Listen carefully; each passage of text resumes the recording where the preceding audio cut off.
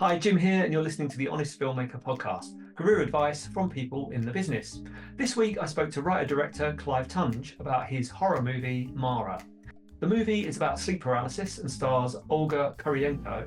It had a budget of 5 million, so this was an interesting chat with somebody about low-budget film production. Clive gave me some great war stories about that production. He talked about working with actors, getting the feature film off the ground in the first place, and some tips for you to do the same. Enjoy. So I was going to start by asking you, I looked at your IMDb profile. You got a couple of short films on there, and then Wallop, you do a 5 million horror feature, essentially as your debut feature. How did that come about, and how do you go from shorts to immediately what I guess is classified as low budget? Yeah, well, immediately I wouldn't use the word immediately. It was a long, painful process. But yeah, so I did. I think, I mean, if I was going to advise anybody going into the industry, I can only tell you my way in, really. And that kind of worked to a degree. And that's to keep making shorts, but aim them at festivals and awards. I think making shorts is great for your practice. You know, you'll always get better the more shorts you make. Getting them at festivals is really what you want, and getting them to win awards is absolutely what you want. So, you know, I tell my students, if you get a good degree, that's great, but that's not going to get you a job.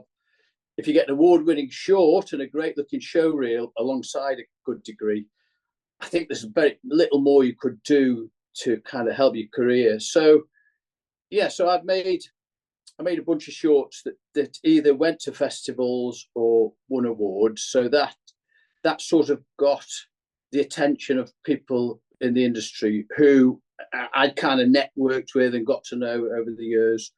But then there was a big long gap between kind of I'm done making shorts now. I want to do something bigger to actually making something bigger. And Mara was the thing, and me and my sort of co-writing friend Jonathan Frank wrote Mara. It took, I would say, about 7 years to get it right, and that was 7 years of depression.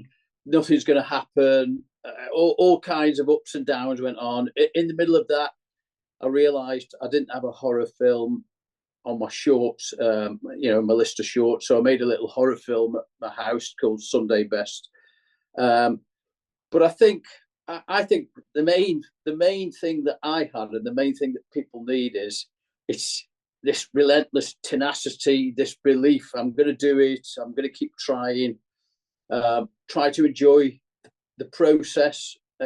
Try and ride the ups and downs, because they're going to come. I always thought the film industry, I compare it to it's like a giant pendulum that swings towards you and away from you.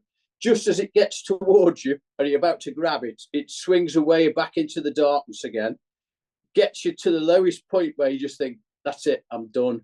And then suddenly out it swings back again. And really, that was it. It was just this relentless desire to get something made. Do you know what I mean? To kind of prove my detractors wrong. Something inside me wanted to do it. I wanted to have, make something that had cultural impact. I loved the filmmaking process from the shorts. I mean, I started out playing in bands and playing music. Then that sort of, and then I did a bit of photography for bands and a bit poster design. And I kind of found out through animation and filmmaking that I could take all the things that I liked and put them together. So I always enjoyed a bit of writing, but I didn't know what to write. So then I got into script writing. Always enjoyed a bit of photography and filmmaking, so I could use that in it. So yeah, I always enjoyed the music, so I did a bit of sound design. So in those 7 years of getting Mara together, I was doing lots of other little things here and there, music videos, just locally, nothing major or nationally. Then, suddenly after all those 7 years, you get a green light, and it's like, even that moment, even though it's like a massive high five, amazing moment, you go, yes, it's greenlit, we're there. And then like 30 seconds later, you're like, oh shit, I've got to make a film now. Oh God, and then another form of stress comes in. Yeah. And what would you say the key was? Obviously, patience sounds very important in that process. But what was the key to getting that green light apart from perseverance? Was it connecting with the right person? How did that unfold for you? Well, for the first thing is it's the script's Mm. got to be good. It's got to have something else. I think it's got to have. I mean, they always call it a reach out to the audience. So what our reach out in the script was sleep paralysis. There was no at the time. We saw a documentary about this thing, sleep paralysis, and people see this skinny hag, and they sort of said lots of people have this. Mm. 40% of the population have it. So we suddenly thought, well, if people watch this, 40% of people in the cinema will go, I've had that, and they'll start talking about it. So that became a kind of a selling point.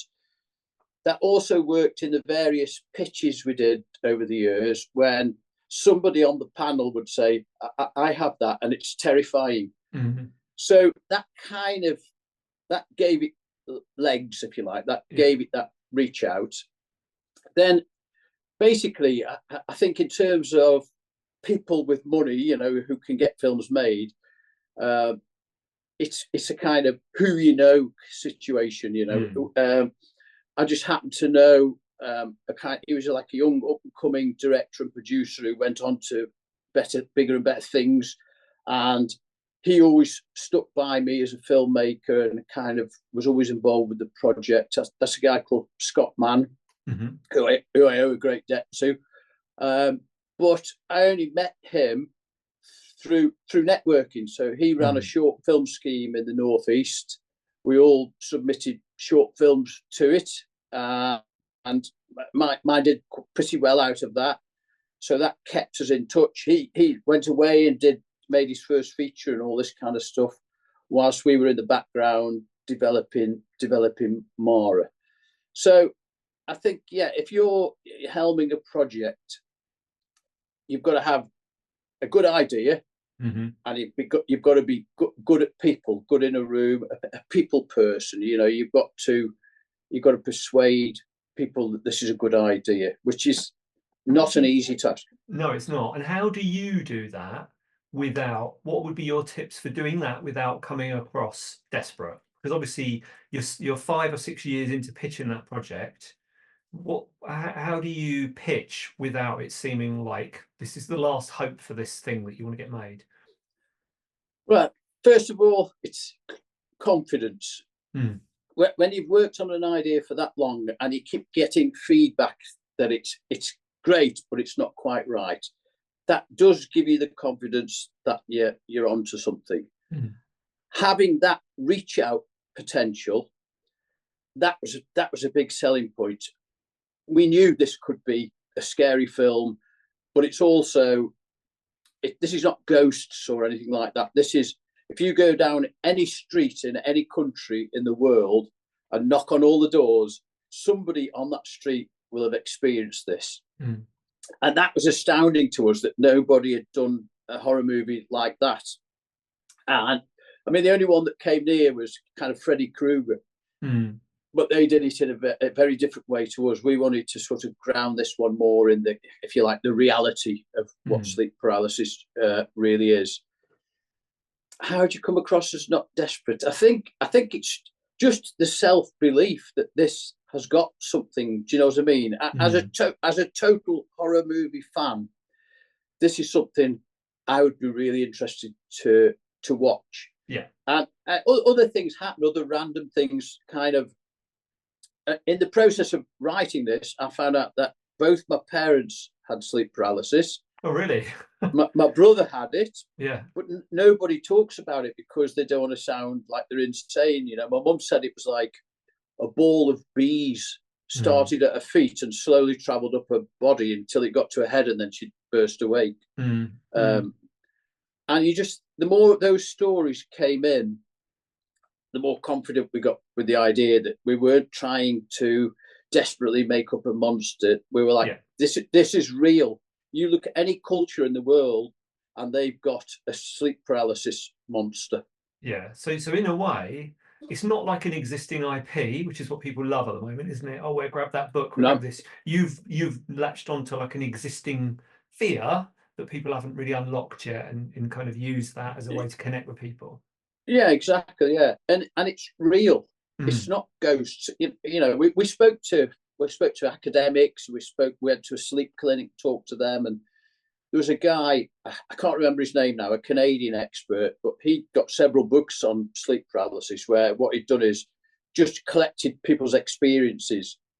And even him, as a hardcore scientist, said, if you, Jim, see a skinny old hag coming into your room, and somebody in Japan sees the same skinny old hag, who am I to say that this is not supernatural? We do not know what Mm. this is. Yeah. So the confidence came from the fact that we'd found something very unique to make as a horror film.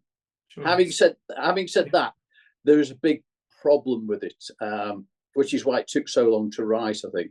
Mm. And the big problem was, if you think about Freddy Krueger and their kind of version of sleep paralysis, you kind of went into the dream world. So you could have all the traditional horror things. There's a monster chasing you through corridors. In actual fact, somebody who's in the depths of sleep paralysis, having the worst nightmare ordeal of their life, actually, if you were stood in the room, they're just like this on a bed. Yeah. And it's literally the least cinematic thing possible. So we couldn't have chases, we couldn't have those kind of things. So finding ways around that proved difficult. Yeah. Yeah. Well, I think you did a great job. I mean, it with the sound and the creature itself, really holding back seeing what that is, which is obviously a good tip for any horror filmmaker, is to hold that back as long as you can. So yeah, I think it worked really well. It's obviously had an effect on lots of people. Um, Going back to logistics, so you've finally found someone. You've got your project greenlit. What happens next? Did you obviously you had to sign a contract and say, right, we're going to go make this with you guys. Did you then get someone legal involved? Did you do all that yourself? How did that work? No, because I was a first time director. Yeah. Really, on the team, I was the weakest link. Mm. There was a lot of fighting, sort of, investors saying, well, we've got a guy over here who's done 4 other horror films. Well, let's get a safe pair of hands. But luckily, my team kind of stuck by me, and all that kind of thing. So basically, the bigger Hollywood people, their attitude was keep Clive out of everything as much as possible. Right. Okay. My basic instruction was don't F it up. Yeah. And so they wanted to keep me out of, and to be honest, I wouldn't have a clue about any of that kind of all that legal kind of talk. I know that it went through a lot of trouble with casting, but I mean, casting it's never not a nightmare, really. At student level to professional level, people came and went, and had dinner with various different cast members, and they said yes and then said no, and schedules, got better offers than ours and all that kind of thing. But obviously, investors want the biggest star they can get, even though we were at the kind of the lower budget end of things. So, but eventually it came down to Olga Kurylenko. She kind of signed on at first, then got a better offer and left, and we had a few years in the doldrums. Then it came back round again, and then she agreed to that. And much to their horror, she said, right, I'm ready to sign. I just want to speak to the director. And they were like, oh my God, we're dead, And of course, their nerves transferred to me. So I was nervous. And then I just thought, they're just people in the end. They're only other people. You know what I mean? They're not alien beings or anything like so. So I just chatted just chatted regularly like we're chatting now, Mm. just talking about what the vision for the film was and all that kind of thing. Yeah, and she signed on. She signed on then. Wow. So yeah, all the legally stuff, all that was not my department. My was just how to make the film look and all that kind of thing. Sure. And did you, I guess, when you signed on the dotted line, was your attitude, right, I'm going to get this made? I guess what I'm getting at here is if should someone find themselves in the position you were in, is there anything they need to look out for in that process, just as they're signing up to the project, that could really be a pain in the bum later on? I think never get your hopes up until the ink's dried. Yeah. Yeah, get used to the word no. Is this what you're getting at, Jim? Well, I guess I'm more thinking, so for example, when we sell a film, there are certain things within that contract.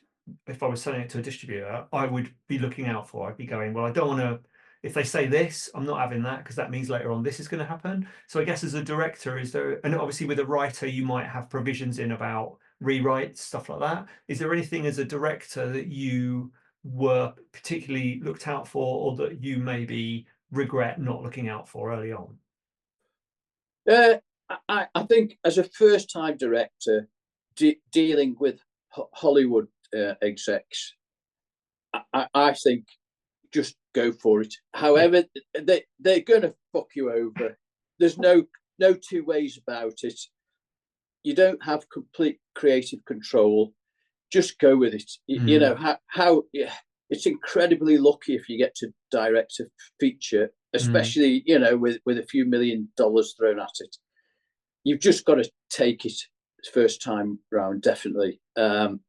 So yeah, because again, as a first time director, you're instantly replaceable. On set was really like hardcore for me. I almost got PTSD from it. Really? Because there were 16 producers and there was always about 7 of them waiting in the wings, waiting for me to mess up or to not make my days so that I could be replaced instantly. So it was a high pressure environment that nearly sent me nuts. But I keep coming back to that. You're making a film here.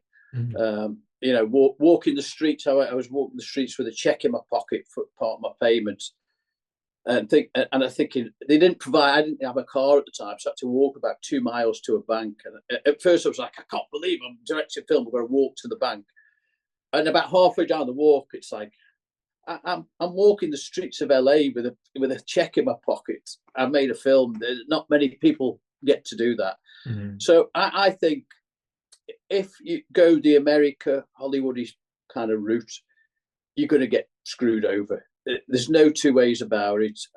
I got screwed over many times in many departments, but I got to make my film, and I still appreciate the opportunity that I had there. So I think if you start to get too picky over contract details, you're going to lose your opportunity. Sure. Now, obviously, that would be different if it was a low budget film set in the UK, or if it was, a different type of film. Which, to be honest, Jim, is what I'd like to do next. I kind of got my fingers a little bit burned with the Hollywood set. I'd like to do something a bit smaller, make the budget stretch in different ways. I'd like to do that next. Yeah. So the takeaway from that, I guess, is if you find yourself in that fortunate position, don't cause too many waves because they'll just get rid of you. Yeah, absolutely. And be prepared to put up with a lot of sort of interference. But you will get through it. Yeah, absolutely. Yeah, because now once you do that, you've got a film on your CV, and everything I learned about filmmaking my entire life, I kind of learned more on that shoot than all those other years. But without those other years behind me, I would have never made it to the shoot. Yeah. So yeah, it's definitely a perseverance. It's that type of game, really, and it's up to you as a filmmaker to decide what are you going to do in those years? You know, you could go and flip burgers at McDonald's to pay the rent, keep trying, or you can make short, or you can go be part of a film crew, go study for a degree. You know, there's lots of things you can do, but don't be deluded that. A lot of people think a director swans in with a long scarf, with a cheroot cigarette, and gives out orders. It's very much not like that. I compared it to, for me, it's like the opening of Saving Private Ryan. That's what it was like. It's here's your film. Great, here's your house. You can stay here. All good. Okay, the first day of the shooting, it's like, yeah. And I wasn't fully prepared for that when it first started, you know. Yeah. What about any advice for dealing with actors, directing actors? I think casting, even though it's really difficult, is everything really.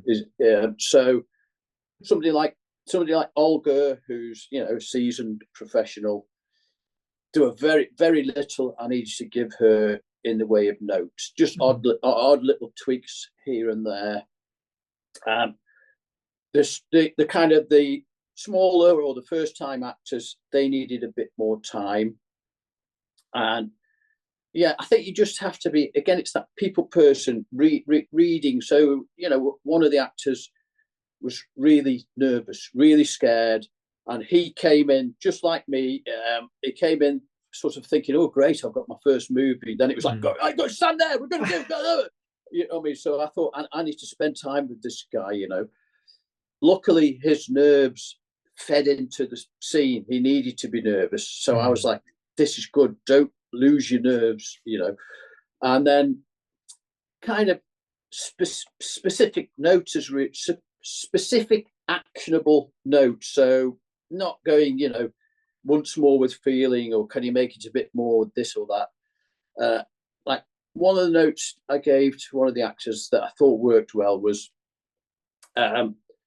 this character was saying, you know, in Japan it's called Kaneshibari, in Canada it's the old hag, and over here it's called Mara.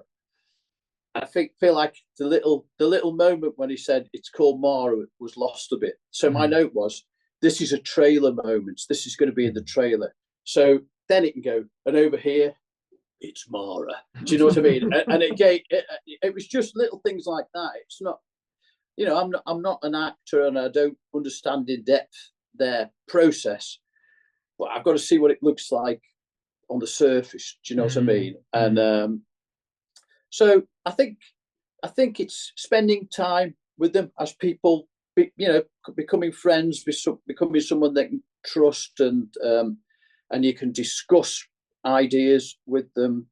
I think it's all about that people person thing. You know, I was very much not a camera person. I'm not technical at all. So I didn't really go near. There was a few camera things that I wanted. My time was spent with the cast. We had a little girl in the cast, so I spent a lot of time, you know, fooling around with her, just getting her to feel comfortable. But again, it's hard to give one piece of generic advice, because every actor, like every person, is different. You know, if you see they're nervous and scared, you've got to deal with that a certain way. And if they're being super confident and too confident, you've got to deal with that another way. So it's trial and error. Yeah. But the way to get round that is to do it lots of time. It's the only way to learn, really. And so you now teach film and video? Yeah. So having worked with students, what do you think? Well, this is going to be a tough one for you to answer, because I'm asking you what you're not teaching them. But what do you think universities and colleges aren't able to teach students that they need out in the real world? I think having done that feature, it gives me a lot more kind of material and understanding of what teaching film is. I can't say I've cracked the code of it yet, because I think in the end it's all about practice. So I always liken it to playing a piano. I can show you some scales to practice, but you've got to go out and practice those scales. And until people have done, for example, 3-point lighting, till they've done it 100 times, I don't think they're going to get it. They might understand how you do it, but until you've done it, it's not going to work. So I try to encourage them to practice outside of class. But making a film isn't just a load of beautiful shots strung together. It's actually a story. So if your story was, you're a handsome womanizer, you might like that differently to if you've just been bitten by a vampire or you're a serial killer. So the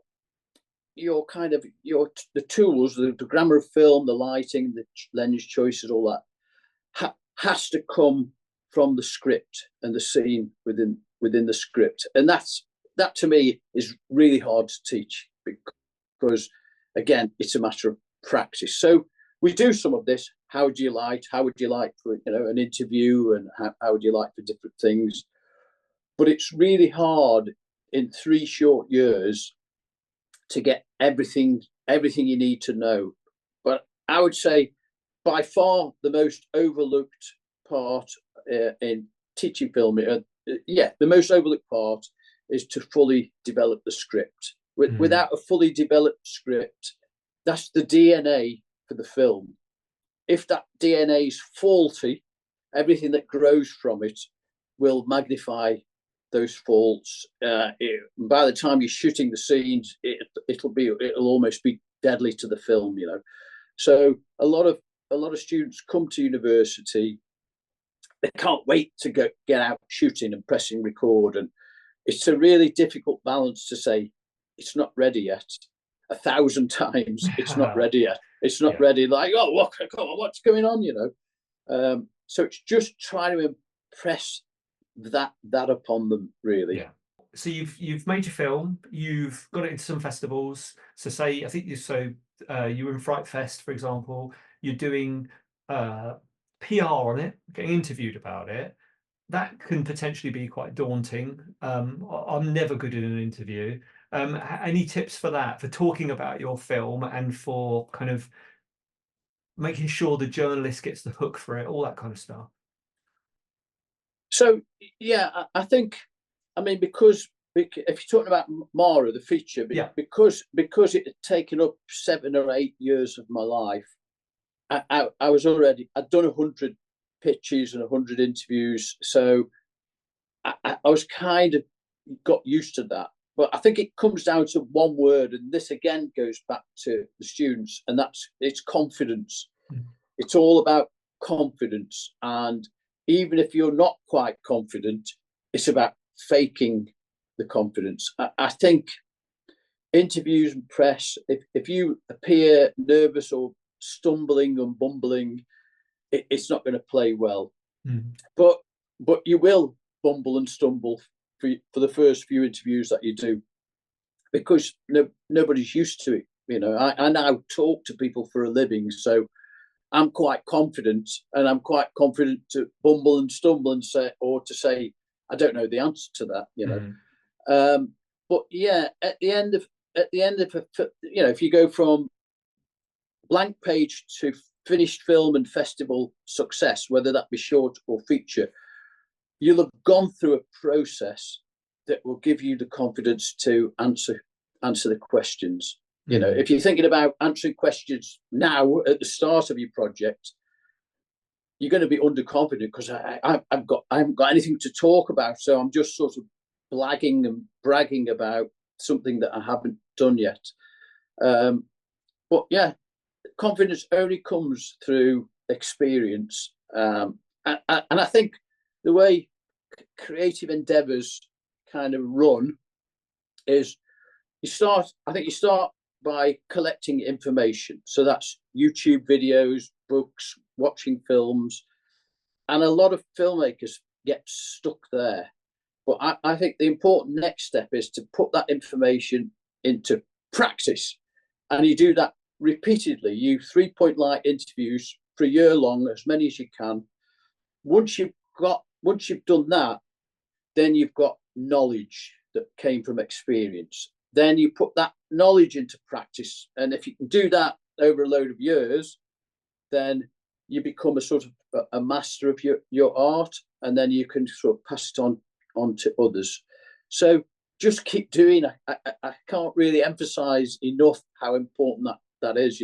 If I could write a bullet point PowerPoint presentation of this is how you do an interview, this is how you make a film, I'd be a rich man. But it's not. It's definitely a marathon, and it's not a sprint. It's a slog, really. For more advice, tips, tricks, hints, all sorts from people who are in the business and who are working right now, please do subscribe to the Honest Filmmaker podcast.